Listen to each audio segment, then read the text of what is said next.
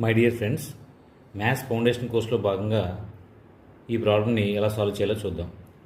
2025 whole square plus 1 by 2024 whole square plus 2026 whole square. దీన్ని మనం 2025 whole square plus 1 by ఇది 24ని ఏమన్నా వస్తుందంటే 2024ని 2025 మైనస్ 1 హోల్ స్క్వేర్.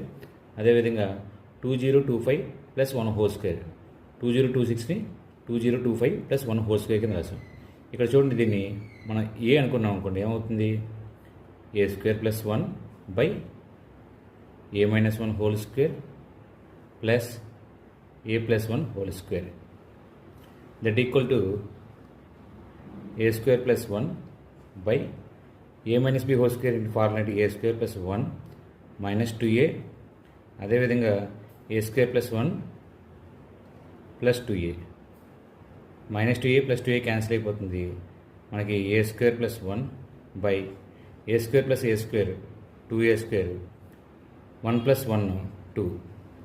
ఇక్కడ చూడండి, ఇది ఏ స్క్వేర్ ప్లస్ 1 బై ఇక్కడ 2 కామన్ తీస్తే a square plus 1 is equal to a square plus 1 a square plus 1 cancel అయిపోతుంది. మనకి ఫైనల్గా ఆన్సర్ ఏమొస్తుంది? 1/2 అనేది వస్తుంది. ఈ ప్రశ్న మీకు నచ్చినట్లయితే షేర్ చేయండి, అదేవిధంగా సబ్స్క్రైబ్ చేసుకోండి. Thank you.